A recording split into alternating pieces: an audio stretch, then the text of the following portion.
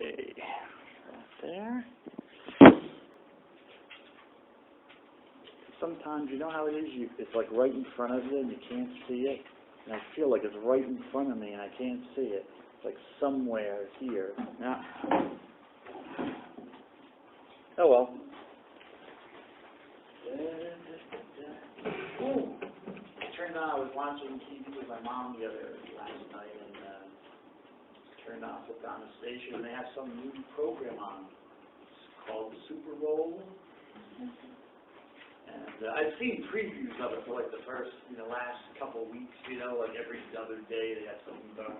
They got some guy named Manning, I think the star, but and so is this what it's going to be, like a weekly series or something? Like one of those spring things they put in? No? It was full of all like drama and everything, there's drama, excitement, a little bit of boredom here and there, but no? No. Well, I was happy because Leicester City beat Manchester City on Saturday, which means at the top of the league, Mr. Skiptunas. We gonna win the league this year. We gonna win the league this year. I watched that. I'm like happy for you. You're only on I top know, of the they're table by 5 commercials. points. What? You're only on top of the table by 5 points. That's not bad. Anyone who has been at the top of the table at this point in the season has won. So, we'll see. Why? What are you a supporter of? Man City. Well, so am I. I actually like Man City until Leicester City got into it. But, I don't know. I wish they had tied, but I'm still happy that they didn't. Still as Man City fans like leaving early. Alrighty, enough of that. Where did I stop off? The Bible. Well, I talked a lot about the Bible. A lot of you did, I should say a significant portion of you did get caught on the true false about Christianity being a religion of the book in the Catechism of the Catholic Church. Yes? Catechism of the Catholic Church, number 108. I only know that because I wrote it down myself. Is Christianity a religion of the book?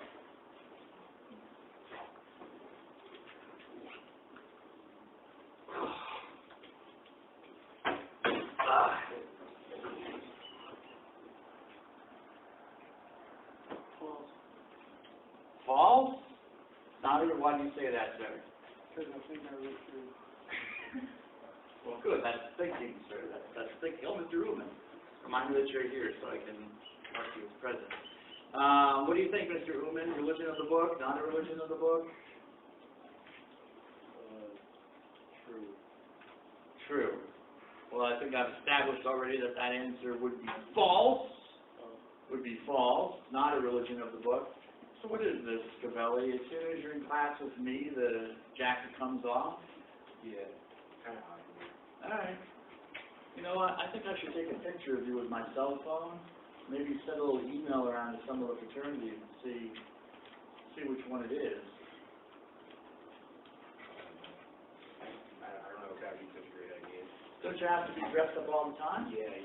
I'll just put the jacket back. Oh, now you're getting. I'm messing. I'm not going to miss this, Capelli. I want to know. I don't get my. I'm not going to harm people. This is a great fast, Yeah. Supposed to harm people, Who knows what they might have you do if you took off your jacket? I don't know. Probably something involving your jock strap. Huh? It's kind of hot in here. So, I agree with you. you want me to toss the jacket back on? I totally will, please. I'm good where I am right now. I'm going to have to let it take you. So, Mr. Scavelli, what do you think? Why would Christianity not be a religion of the book? Why would the Catechism make a point of saying that? Not sure. Not sure? Not sure.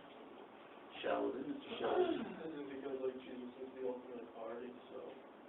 They answered every question, Mr. Scavelli, Mr. Uman. Jesus!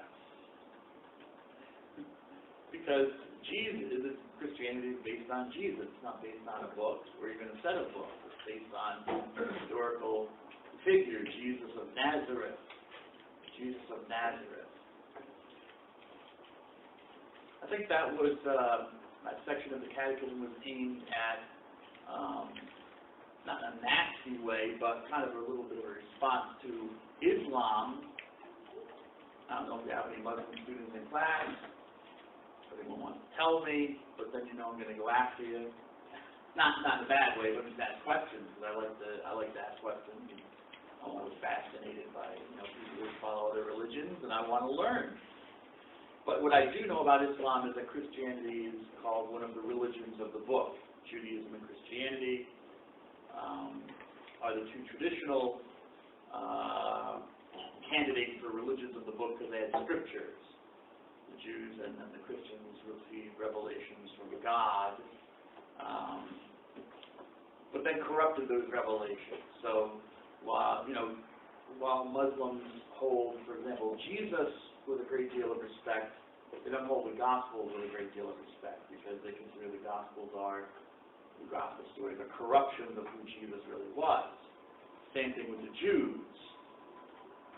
That the Jews received God's revelation through Abraham and Moses and David. These people are mentioned in the Quran as great prophets. However, the Jews kind of corrupted that revelation into the Torah. Remember the Torah? Torah. Right, Ms. Wilgan?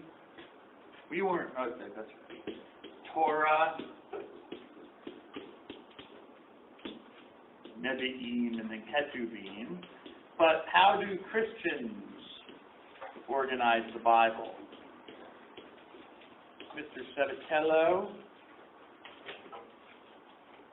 This is the Jewish way that I decided to expose you to. But how do Christians, what's the 4 divisions? Of the No, the Christian Bible. Didn't I go over that? Pretty sure I did. Right, maybe it's on the next PowerPoint. Let me look. Nope.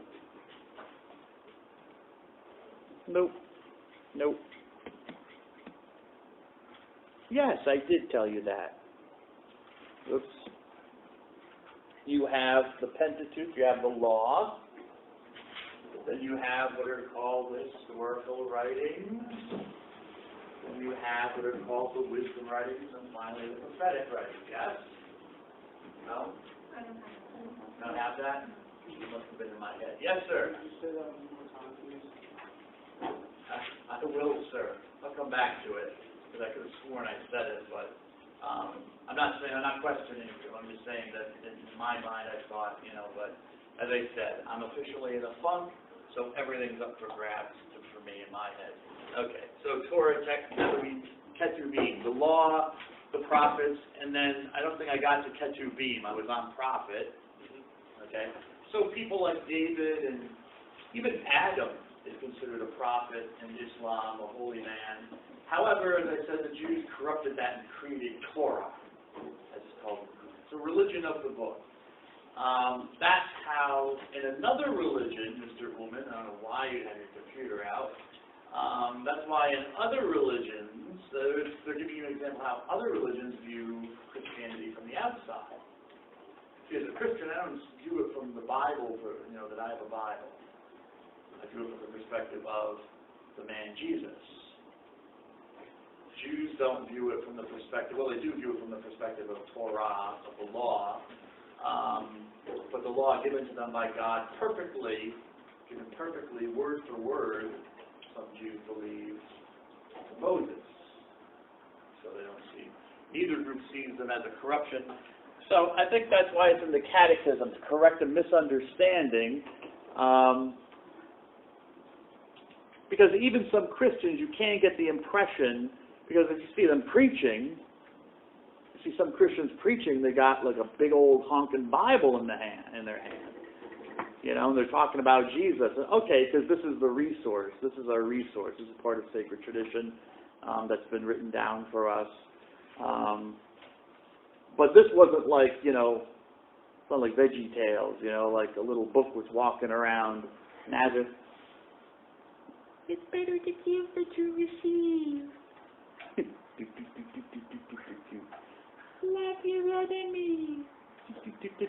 It was a real dude, you know? So Torah, the law, we'll say law for now. And this is prophets.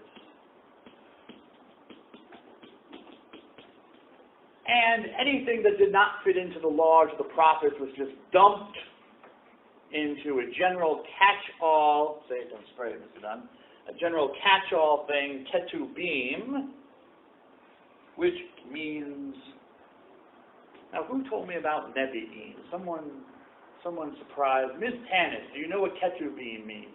I don't remember. You don't remember? Anyone taking Arabic here at Seton Hall? No Arabic? Mr. Sheldon? No, I was just gonna say, wasn't it just placed under like general writing? Good, sir. Good. Did you know that, or was that kind of a guess, or? No, I knew that. Okay, good. Writings.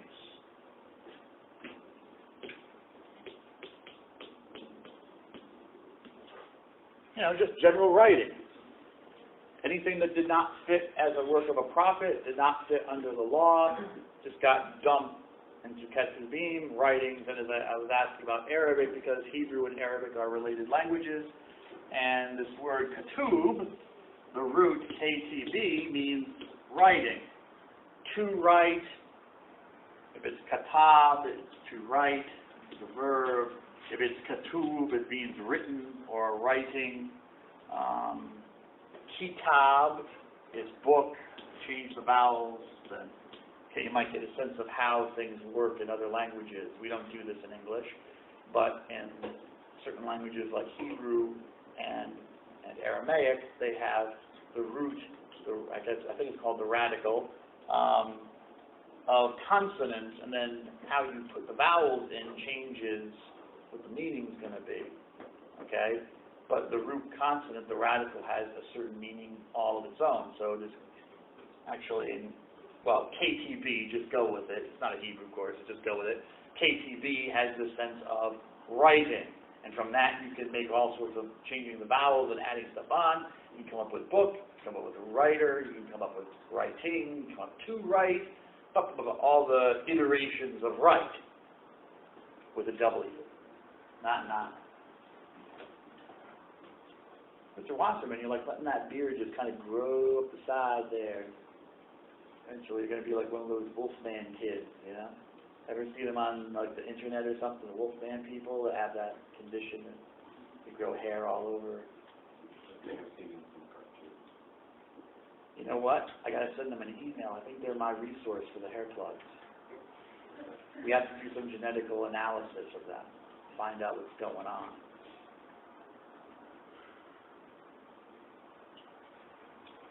So the writings. Okay, so this is how traditionally Jews were organized. God bless you. And as Ms. Tanis correctly said in the previous class, it's, well, almost said Tanukh, but it's not that. I don't know, that wasn't Ms. Tanis, someone else said that. The name, they take the three sections by which it's divided, and they make it into an acronym with the name. So, if you hear Jewish people referring to the Tanakh, they're referring to their Bible, what we would say is the Bible, the Scriptures, the Tanakh, the T-N-K. But in Hebrew, they put the letter A in between to make the acronym. Okay? Like F-B-I, F period, B period, I period. Okay, it's kind of like a similar kind of idea. They love to do this. Well, by they, I mean in Judaism and stuff like that, and also in the Jewish religion.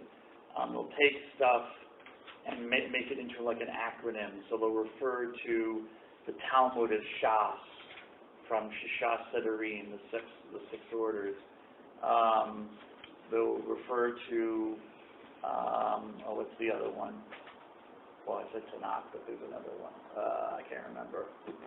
Oh, the rabbis, famous rabbis. Let's talk about Rashi, who is Rabbi Shlomo ben Yitzchak Solomon ben Isaac, who is a great rabbi, interpreter from the Middle Ages. But they call him, take Rabbi Yitzchak, Rabbi, they take Shlomo for Solomon, then Yitzchak, they put in an A, and they acronymize it, Rashi.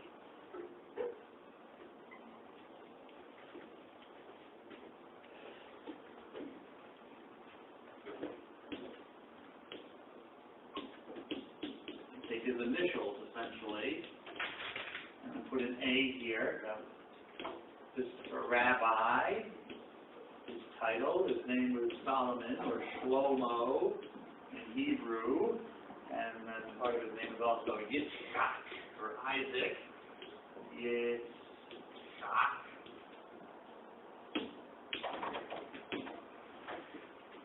Famous name. Then you've got Rambam, who was Rabbi Moses ben Maimon, his Maimonides. Moshe ben Maimon, so he's, with an A, Rambam for his initials. Rambanam is Moses Mendelssohn. Got Ragbag, who was Rabbi, I forget his Hebrew, but his Masonic, he used Gershon. Ragbag, we got all of this. They just love to do this.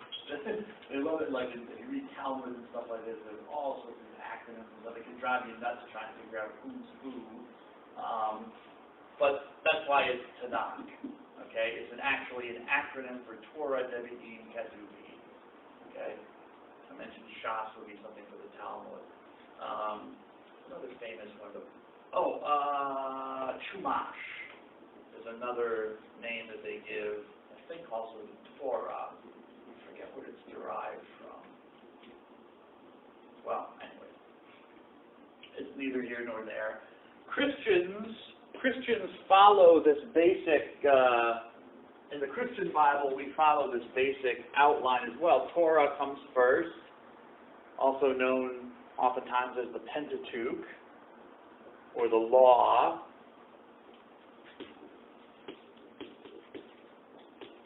Probably Pentateuch is a better word than law, because it's not all law. If you read the Torah, it's actually 5 books, 5 different books. Does anyone know what they are? Anyone want to try, other than Mr. Sheldon? Mr. Miller, you're on, sir. Give me one of the books. Genesis. That's, good. Not the 80s band with Phil Collins, right? Okay. Mr. Barone, what do you got? Okay, give me another one. Genesis is taken. Think of the story of, it's not in Numbers. Is it in Numbers? And what was the other one? No. Exodus. Good, thank you, sir. Is that Mr. Letso? Deuteronomy. Okay. Actually, the move prophets here.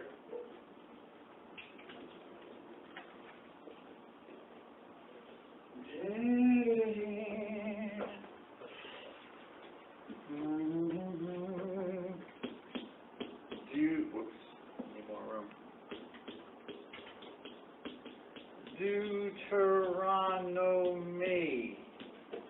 Okay?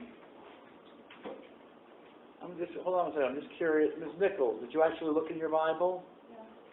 Yeah. Mr. Miller, do you have your Bible with you? I mean, think about that. This is not, it's not like a trick, You've got the resource already. Numbers, Numbers, and what's the last one? What's the last one? There's Roman out. Leviticus. Not to be confused with the Swedish heavy metal band of the 80s, who are okay. Not the Swedes. They just can't rock it. I don't know what it is. Been burned by so many Swedish heavy metal bands, Just don't bring, they bring the snap and the crackle, but no pop, you know what I'm saying? You're waiting for that little, I don't know. Okay, so these are the 5 books of the law. I mean, Genesis is full of stories, really. Deuteronomy is full of laws. Numbers also has tons of stories in addition to legal stuff. Leviticus all has to do with the priesthood and priestly laws. Exodus does have a lot of laws, and it's full of the story of the Exodus, the whole first half of the book. Genesis I mentioned. So, really, law, they'll call it the law of Moses. Okay, it does have laws in it, but there's a whole lot more. Pentateuch is probably better. Pentateuch comes from two Greek words, pente. Pente, anyone know what pente means? You know what pente means. Huh? 5. Anyone who's taken geometry knows what pente means. 5.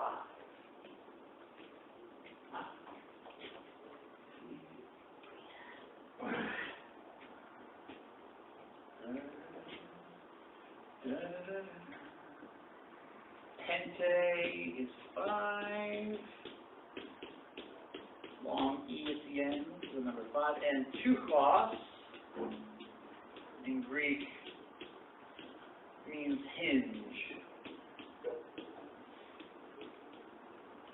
And so think of 5 hinges. They all go together. They're all hinged, connected together. They're all tied together. Like they're inseparable. They are all, from beginning to end, Torah, even though, yes, they're divided into 5 books, or Pentateuch. Okay? Then the next section, as I said, comes prophets. That's the same with the Christian Bible, although prophets are usually put at the end. So I'm going to revise this for us. And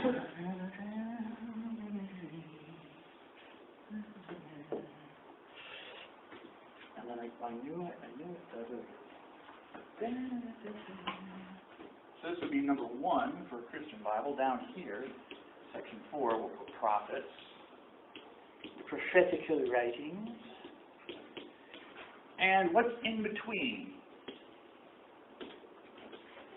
What's in between? Ribeiro. Got a Bible? Take a peek. Huh? Not with you. Miss Chan! No, you got a Bible.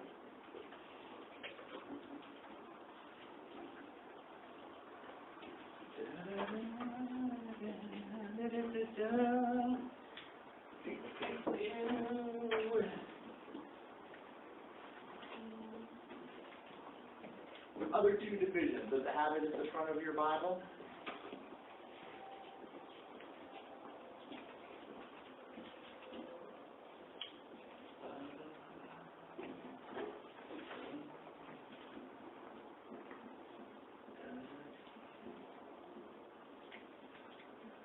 Hold on, sir.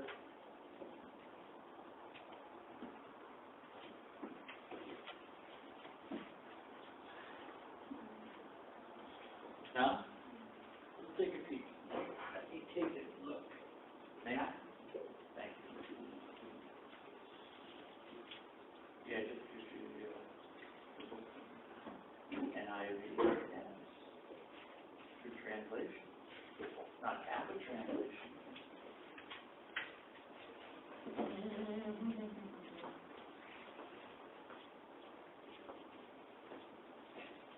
Okay, let's see, just launches into that.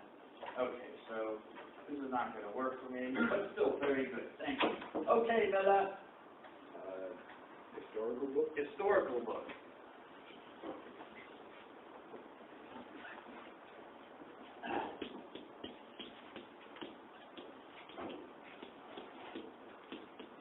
Which contains, as you might expect, as Wilkin, histories, books that are claiming to tell, real historical events about people, not in the same way as you would tell a history today, although in some cases they try, by giving you actual dates and reproducing historical documents within the text and stuff like that.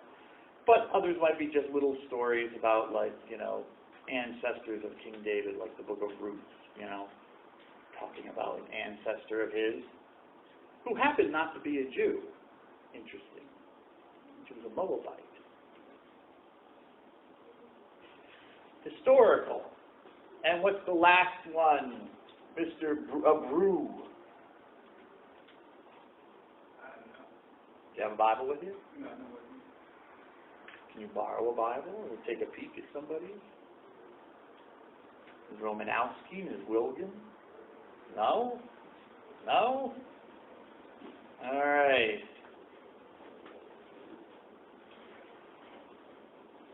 You're not going to melt if you touch it. It's not going to... I'm just saying, you know, you don't have to believe in it. It's not like it's going to kill you. It's not like a talisman or something. I mean, your friends are going to start... If your friends start calling you a Jesus freak, then, well, I can... Okay till after that. Oh, okay, sorry, Wasserman. Go ahead. Okay, wisdom. Wisdom literature. Also known by its... now, I won't give you that. That's more information than I wanted. Or do I want to? I'm a teacher at heart.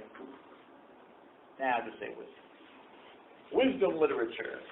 Wisdom lit, period. Which contains books and writings that deal with practical things about living a human life and human questions. So they're more philosophical in nature than, one might say they're more philosophical than religious. So for example, the book of Job deals with the question of the suffering of the righteous. Why is it that a righteous person, a good person, suffers? I think about that often.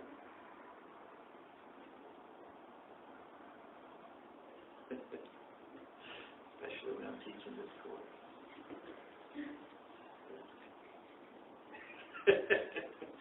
I'll let you interpret what I'm talking about, you or about me. Anyway, the suffering of the righteous, or Song of Songs is not part of it. Yeah, it is part of the wisdom literature. What are you talking about? Song of Songs, which deals with love, actually sexual love. The book is totally devoted to sex. The Psalms, which are hymns and songs of praise. I'm not sure how that's wisdom literature, but I guess it fits. It's not prophetic and it's not historical.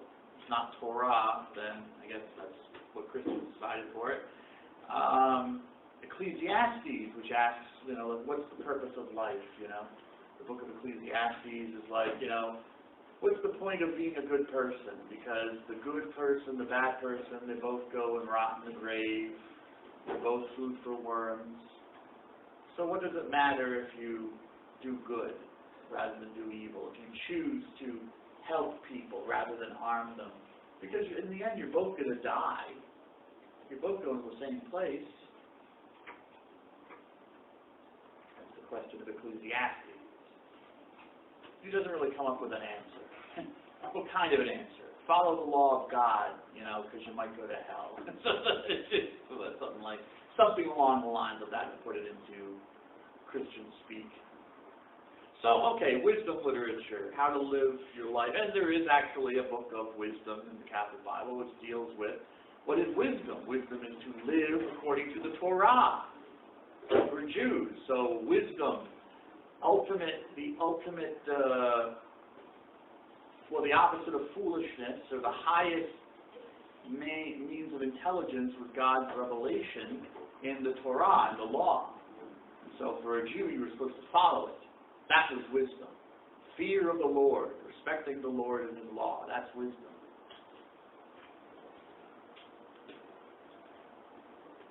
Now these are all Jewish writings. They all come into, they're all accepted as part of the Church's scriptures, the Christian Bible.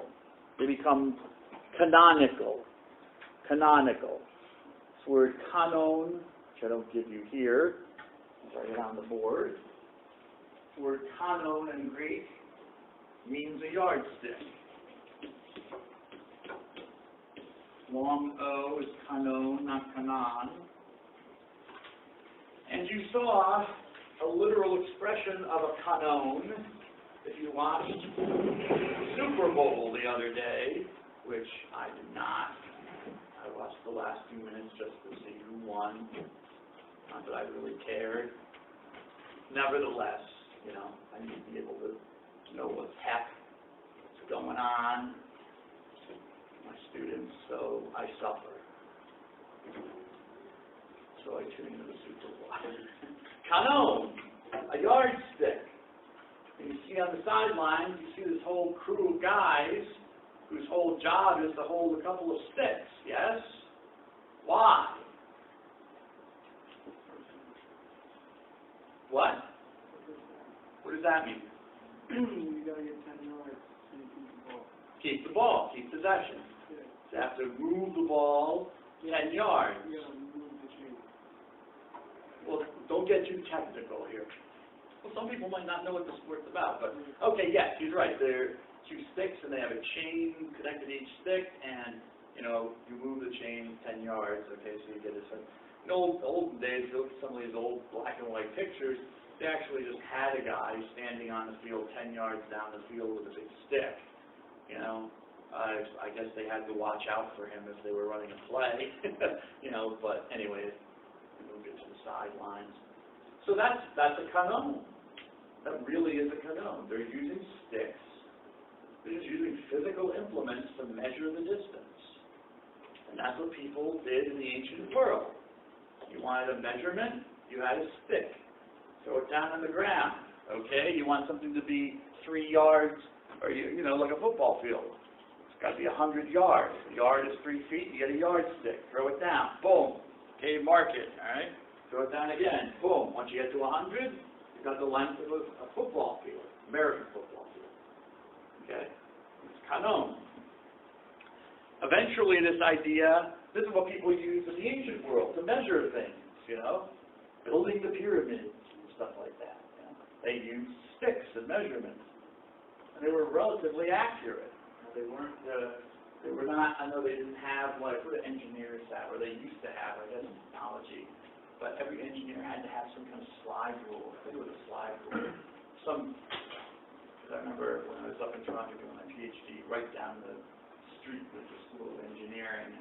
A lot of the engineers lived in the building where I was, actually a lot, but enough, so I could at least hear them complaining to me about studying engineering and how hard it was. It was brutal, yeah.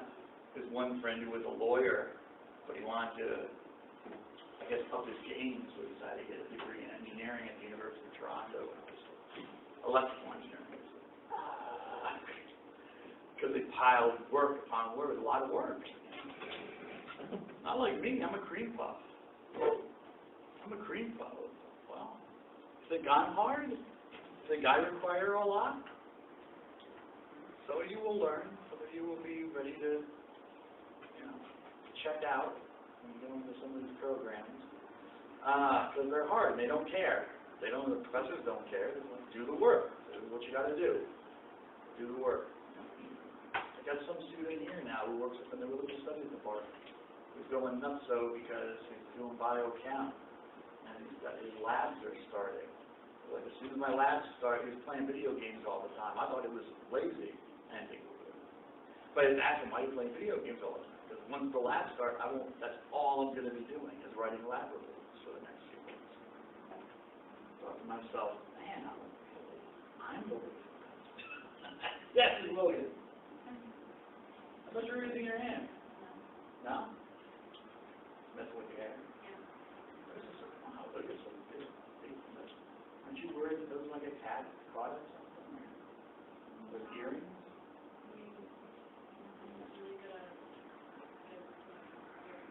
Okay. Don't pick up any babies anytime soon, all right? Babies grab.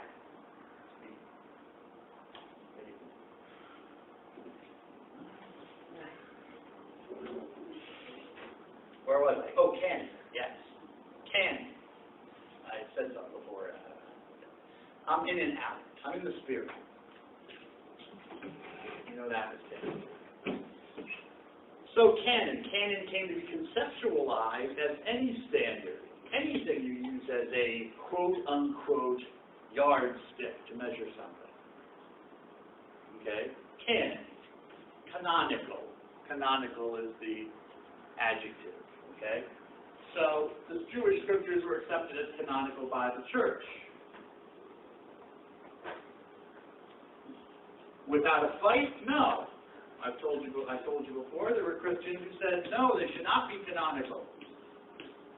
Because the Jews did not accept Christ, accept Jesus as a Christ. And there were other Christians who said, you know, that Jesus brought a different message to what you find in the Jewish scriptures. But what did the tradition, the scriptures said nothing. I mean, you know, you looked in the scriptures, they don't give you any sort of indication what's canonical or not. You know, the book doesn't say, oh, by the way, I should be placed in your canon if you ever make one. You know, when you're reading, like, I don't know, the book of Esther. It says, oh, yeah, by the way, I'm canonical. It doesn't happen. You know, people just wrote these things under the inspiration they thought of God. And even the Jews did not have a proper canon of their sacred writings during the time of Jesus. Think about that. Think about Jesus reading First Maccabees and considering it scripture. I'm going to make some Baptist preachers toupees flip.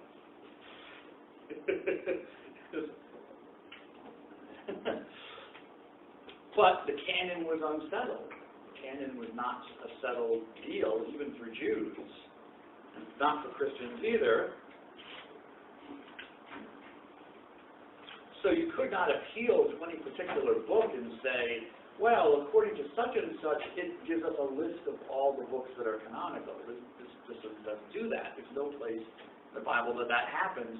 Even the principle of canonicity, of how to decide what is canonical, is not given. Canonicity is it. This is where sacred tradition comes in. What was the example of Jesus? What was the example of the men that he chose to be authorities in his church, that we call apostles? What was the example of the major churches of Christians, like Rome and Constantinople and Alexandria?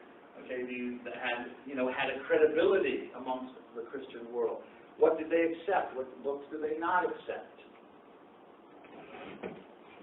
Especially what really determined what was the acceptance of the Jewish scriptures that you have in a Catholic Bible, and also the New Testament. Believe it or not, this is another thing to maybe whisper to your Baptist minister when you get a chance, is the popes. They looked to the popes of Rome. They wanted what list of books were read during the liturgy, what were acceptable for reading to the people during church worship in the Roman Church. And so we have documents of the popes. People would send letters to the popes of Rome, and they would send back, this is what we accept. And eventually people said, okay, we eventually agreed. It didn't happen overnight, but it did happen. All right, well, over that.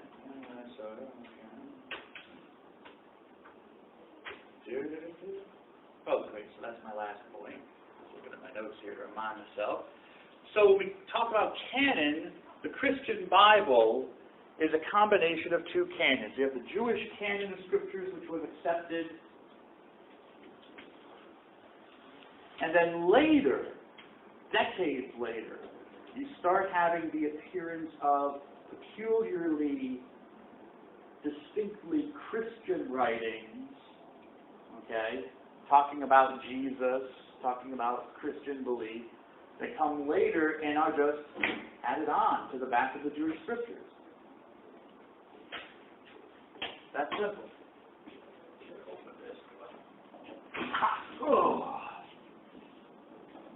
And has it ever occurred to you, if Jesus is the answer to every question, Christianity is about Jesus. From your catechism reading, you should know the Gospels, the stories about Jesus, are the heart of the Christian scriptures. Why are the Gospels all the way back here? Why do you have to plow through, well, if you start from the first page, you don't have to. But why do you have to conceivably plow through all of this just to get to, the Gospel of Matthew in the New Testament, before you get to Jesus Christ at all? What do you think, Ms. Scanio? You don't know. So all of my bluster of the last 10, 15 minutes was for naught. Look at your notes. Look at what I've been talking about. What have I been saying? Why would... Yes, Mr. Abreu? Well, from what I've read before, it's all the books before are like Exodus and are all foreshadowing of what's going to happen in Jesus' era. Okay, that's a good answer. Yes, there is, of course, that interpretation that this is all in the Jewish scriptures. People saw symbols and types, they call it typology, and what's the other word I'm looking for? Kind of foreshadowings of events in the life of Jesus, that God was maybe preparing the Jewish people for the sending of the Messiah. Good. That's good. But what about what I just said about a few minutes ago? Did I bring anything to the party?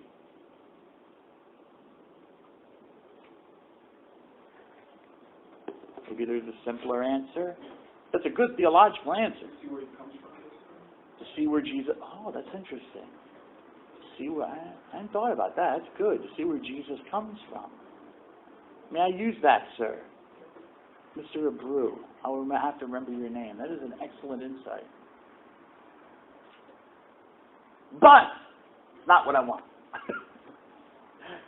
Simpler. Just think, Mr. Woodard, simpler. I don't think I understand what you're... Well, what did I just... I actually just gave you the answer about 3 or 4 minutes ago. The Jewish scriptures. Yeah, okay, what? What about them? They come before Jesus. They come before Jesus in what sense? Huh? In order? What do you mean by that, in order? Huh? Chronologically. They came first. They were already around. Jesus was reading them. They weren't, I mean, granted, I get your point is well taken, sir, but, Jesus was reading the book of wisdom. Jesus was reading the Psalms. Jesus was listening to the Torah in synagogue. He wasn't sitting around writing the Gospels. We hadn't come yet. He hasn't born yet. It'd be kind of hard for Jesus to write about his own birth, So that's the simplest explanation. Nevertheless, if you've got this pre-existing set of scriptures, regardless of their connection to Jesus of Nazareth, isn't Jesus more important? Wouldn't you put him at the beginning? Why wouldn't they have taken the whole New Testament and just said, that goes first, then we get to the other stuff?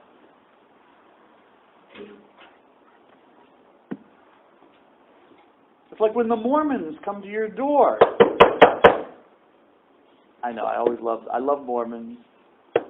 But they come to your door. They're not trying to put a Bible into your hands. They want to get the Book of Mormon out there. So my question is, well, if you're the Church of Jesus Christ, and the stories about Jesus are in the Gospels, in the New Testament, what do I need another testament for? I've already got 4 Gospels, a whole bunch of letters by Paul, Peter, James. So I've got a whole cloud of witnesses to work from, all sorts of different views of Jesus of Nazareth. And when you dig deep enough, you find out that, yes, they do accept the Bible as well as one of their accepted authorities. But they're not trying to give it to you at the door. They're trying to give you the Book of Mormon, which I think is very telling. Very telling. It's kind of like when the Jehovah's Witnesses show up. Well, no, that actually should be the Mormons. The Mormons are usually happy young guys. So they're probably like, "Hi, I'm Elder Johnson." Jehovah's Witnesses, when they come to my door, they're not usually that happy. They're like, "Would you take an Awake magazine? I got to fill out paperwork." Which they do, actually. They have to fill out all sorts of paperwork saying how many Awake magazines they were able to distribute, how many doors they knocked on. And so, it's almost like a second job. It's like, yeah, okay, I don't want to do that. But what did Jehovah's Witnesses say when you open the door? What do they say, Mr. Miller? You don't open the door. How nice of you. Ms. Becker-O'Lari, what do they say? No? No one ever had a Jehovah's Witness come knock on your door? Mr. Skatunas? Huh? You just don't answer the door. Well, maybe you will next time. I like to answer the door because I like to talk to people and find out what they're doing. Unless it depends on my mood. If I'm in an ornery mood, I might be like, I'm not interested, whatever. But but they also give you lots of free stuff. That's why I like the witnesses. You get tons of free stuff. Some from the Mormons as well. We get more stuff from the Jehovah's Witnesses. because they got all sorts of little booklets about the Bible and stuff like that. They try to get you to pay money, but you don't have to. It's a free will offering. Just take the book. If they're offering for free, it's free. Because they pump them out for cheap, and then they charge a lot. Or they try and charge, they don't charge, but they say it's for free, but they might suggest $20. Say, no, I'll take the free edition, thank you. They rip it from their hand. They open the door. Hello? Oh, I'm a Jehovah's Witness. I would like to ask you, would you like to live forever in paradise on earth? Has anyone ever heard this? No. Because you don't answer the door.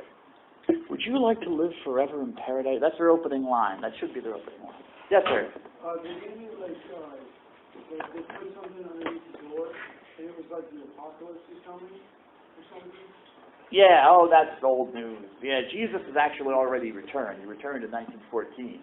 He was just invisible, so you haven't noticed him yet. But Jesus is all over the place. Don't you know that? The end of the world happened in 1914. But the physical end of the world, well, it's supposed to happen in like 1972, 73, but they got the date wrong and Jesus didn't actually return. They screwed up the numbers at when Eve was created in Genesis. They apologized. They still lost about 1 million members back in the 70s because they were like, I'm out of here, because they were pretty clear that they knew which date Jesus was coming back. And when he didn't come back, so the Jehovah's Witnesses have kind of learned, they've been burned 2 or 3 times with predicting the end of the world, so they kind of don't do it anymore. But, they do promise you paradise forever on earth, which sounds great, I guess. Nice. If it's this earth, it doesn't sound so great, because I don't want to be stuck with, all the nuclear waste dumps and polluted water. And I'm hoping that God will send the angels around to clean stuff up first. It's going to be, but it's a paradise, so, paradise. Why not heaven? Why wouldn't they say, would you like to be forever in the presence of God? Why would that be their opening line? Yes, sir. Because they don't follow the Ten Commandments. No, they follow the Ten Commandments. What does that have to do with being in heaven? Well, those are the 10 rules that you don't break when you're in heaven. So I was. Well, okay. You might, there is the sacrament of confession, sir, It is the year of mercy, yes. We've read Misericordiae Vultus, so why not start out with, wouldn't you like to be in the presence of God forever and ever, in peace and love and joy and just hanging out and checking out whatever black hole you want to check out and hanging with the Klingons and Vulcans, the Jem'Hadar, whatever floats your boat. No. Because, Ms. Romanowski, you ain't going to heaven. Only Jehovah's Witnesses go to heaven. And even out of the Jehovah's Witnesses, only about, 144,000 will be pure enough, good enough, have done enough work for the kingdom to actually be admitted into the presence of God. This is based on their reading of the book of Revelation. I got you, sir. Hold on. Now, last time I checked, there are about 4 million Jehovah's Witnesses, card-carrying Jehovah's Witnesses in the world. Which means even if you become a Jehovah's Witness, it's kind of like that $1.5 billion lotto jackpot. Your chances of actually getting into heaven are minuscule, unless you're part of the 144,000. So, why even promise it? Most people who join your group are not going to get there. If you don't go to heaven, that's fine. Doesn't mean you go to hell in their theology. You just stay on earth forever and ever in a paradise. So they don't even promise you heaven because they know you're probably not going to get there. So they already are lowballing you. They start out with, well, would you like to be in paradise forever on earth? Well, no, I'd like to get to heaven. Sorry, if you join us, that's probably not going to happen. But we do have a paradise on earth for you. You know? And it's really weird because we're getting into Lent now. For those of us who are Eastern, it's Lent. For those of you who are Latin Catholic, you have a couple of days left before it's Lent. But, you know, the Lord's Supper, the Jehovah's Witnesses do celebrate it. They celebrate it once a year on the Jewish Passover. They put some bread and wine up on a table in the congregation. They don't have churches or kingdom halls. Don't call them churches. And there it sits. Nobody touches it. They don't distribute it. They don't touch it. Because only if you're a member of the 144,000 are you allowed to consume some of the bread and drink from. It might be wine. They might use grape juice. I'm not sure if they actually use wine. They might have said we might use grape juice. But you can't. So what happens is it just sits there. And then, you know, when the service is over, they throw it out. Because no one in the Kingdom Hall, and I asked a person who knew this, I said, well, how do you know if you're one of the 144,000? Somehow you have to know. So I said, well, bring me to the Kingdom Hall on that day. I'll go up. I'll eat all the bread and drink the wine or the juice. Why not? They're going to tell me I'm not? I'm one of the 144,000, baby! Plus about 2 billion. Or however is going to be there. Billions and billions and hopefully billions. Hopefully everyone. Hopefully all of us in this course. I'm already planning my buffets for, when we have our anniversaries for each class I've taught. I'm hoping everybody will be there. But, I'm hoping I'll be there. Wouldn't that be a damn shame?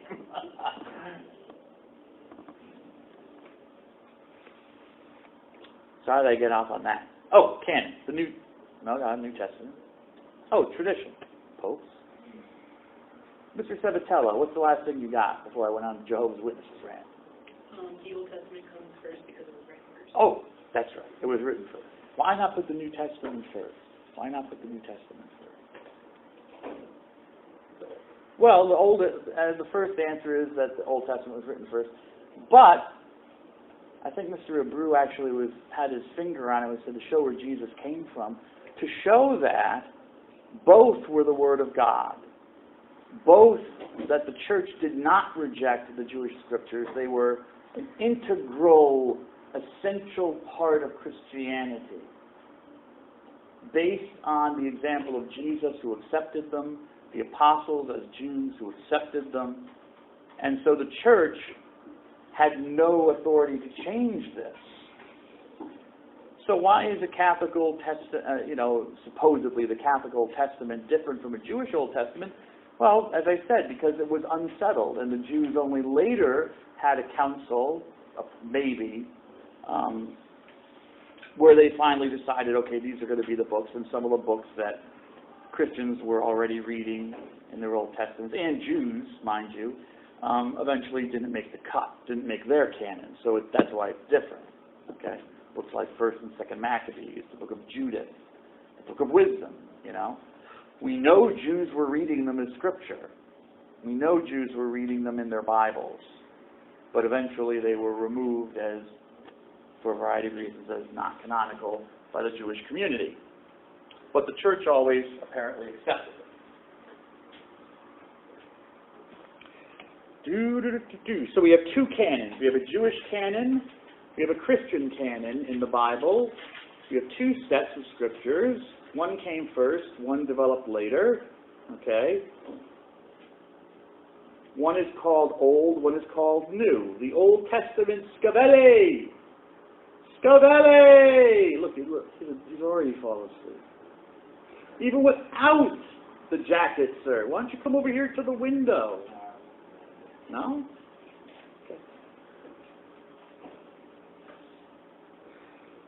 The Old Testament is not called old because it's useless, because the Jewish scriptures are somehow less inspired, less from God than the New Testament. That's not what the church means by that. It means it's old because it's older. It came first. This is a new revelation. The revelation in Jesus Christ, which, yes, completes the old revelation and brings it to its fulfillment, but it doesn't wipe it out.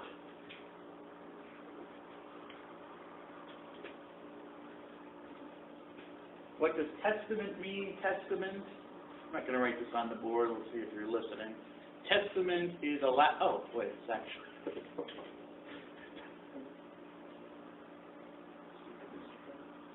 Testamentum, which is the Latin word for covenant or agreement. So if you actually ever wanted to know why it's called the New Testament, it literally means the New Covenant, as opposed to the Old Covenant, which is basically the same covenant.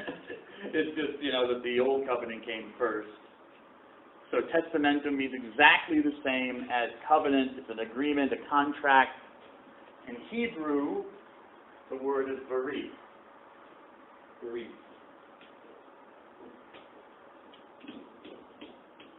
Whoops. I should put an E in there. Excuse me. Berit. Berit.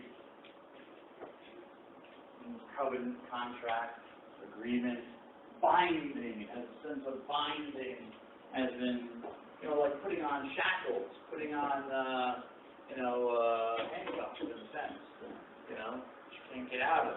God bound himself to a certain group of people, or I should say a group of groups of people, and even if they are unfaithful, the message that kind of runs throughout the Old Testament is that even though you people might be unfaithful, I, God, have bound myself in a contract, and I will still honor the contract, even if you don't deserve for it to be honored. A word we call mercy. Is that P-E-R-I-T? No, it's B-E-R. B-E-R. B-E-R. You already know this word, sir. You ever been to a bris? No. Anyone ever been to a bris? Yeah, it's where they cut off the foreskin of a baby's penis. A bris. It's berit. It's berit. It's just pronounced according to Ashkenazi Judaism. And Ashkenazi Judaism, which is largely German, French extraction, Slavic extraction, they pronounce the TH not as a S, as a S. They say bris. Bris.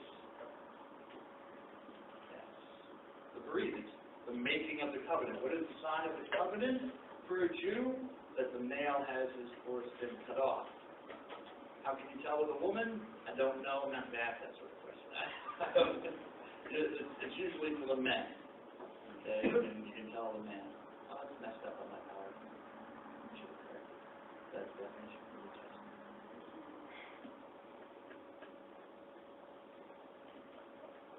Okay, so you have two canons of Scripture. The Jewish one and truly the Christian canon.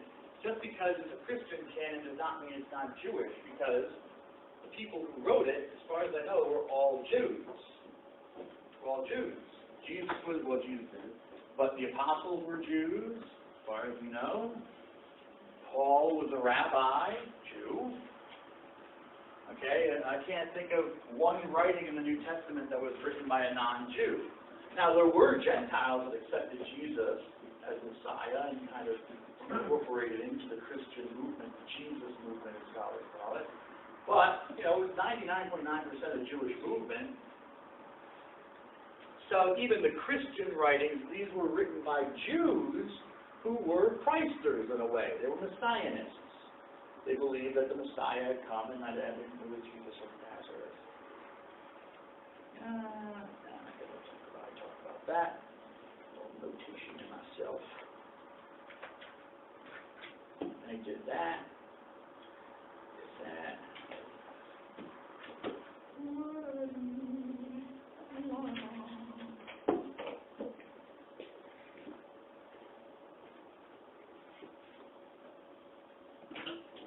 Here we go. Who would like to read that? If someone can find that in your Bible, you can read that for it. Actually, Miss Chan, why don't you do it for us? Because I want to hear what it sounds like in Chinese. Would you do that for us? Miss Chan, are you with us? Or is it okay if you read that for us in Chinese? Am I putting you on the spot? I am? God bless you. It's okay. I can do it in pig Latin, but, you know. 2 Timothy chapter 3, verses 14 to 16. The second letter to Timothy in the New Testament. Timothy, I think, was a Gentile, if I remember correctly. He was not raised Jewish, but he converted.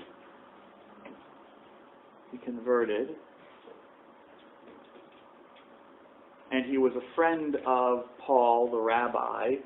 So we have two letters to this man, Timothy, from Paul.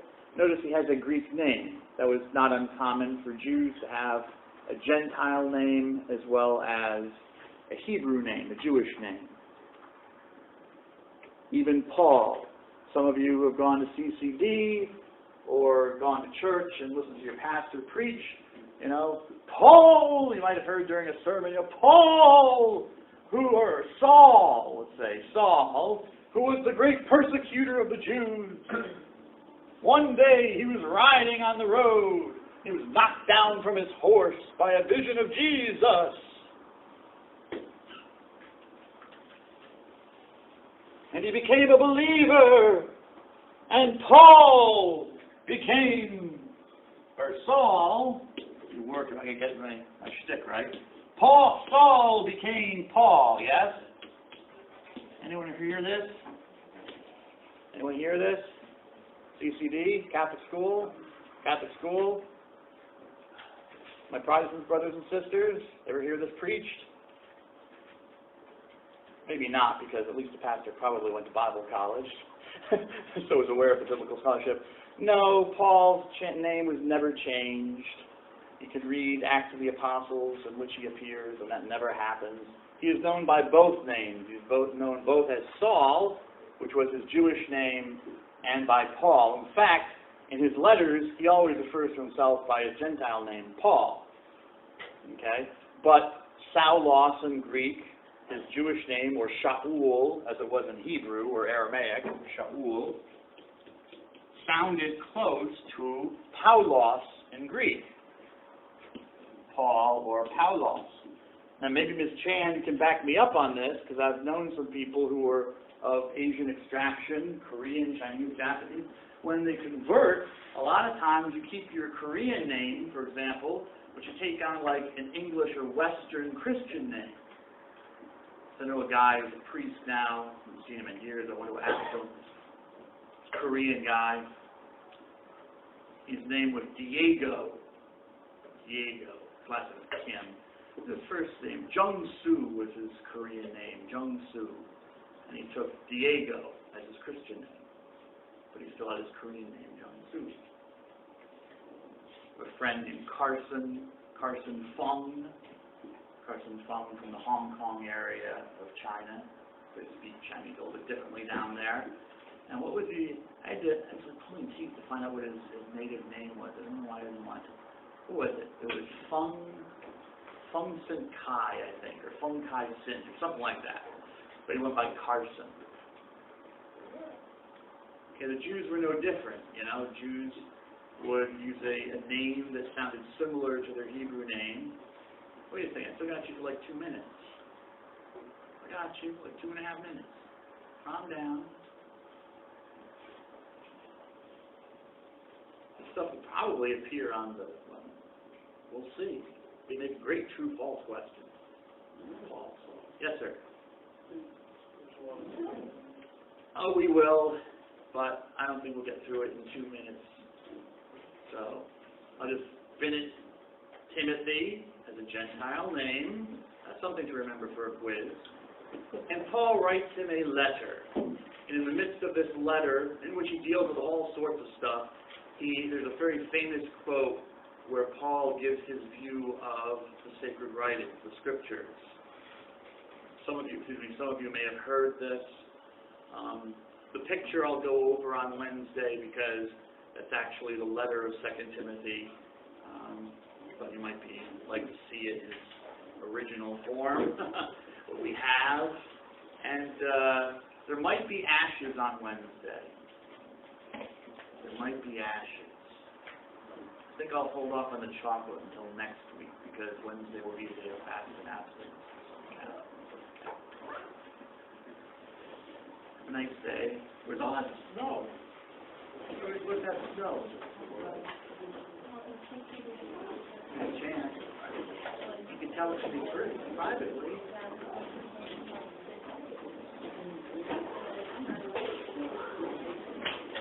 Don't swear at me, though. Don't use bad words on me.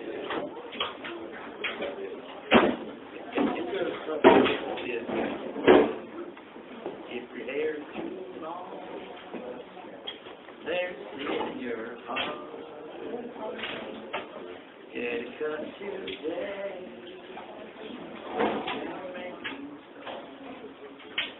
With it. If you're having problems with your breath, the problem might be the length of your hair. If your hair's too long.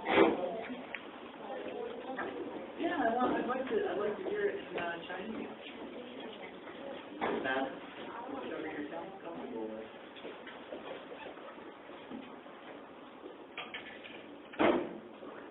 You gonna read for 2 Timothy?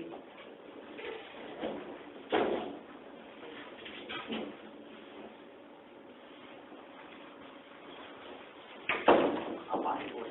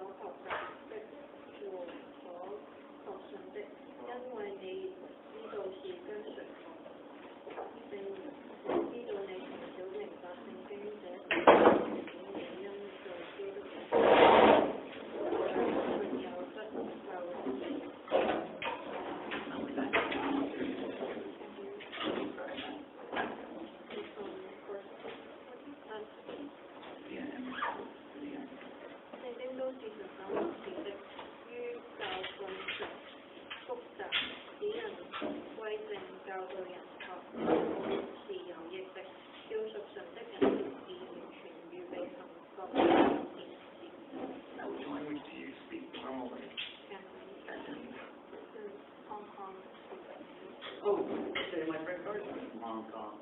He wants to go back. Or did you hear on the news how the government, the Beijing government, they took some book publishers? No, because Hong Kong is probably a different model than China. Because one household, Hong Kong is one. Okay. So Hong Kong can buy the book that you can buy in China. Yeah. In China, but so that person's done in Hong Kong. So the mainland China government doesn't like to do it. Yep. So they just went and they made them disappear. Oh. Thank you, Ms. Chan.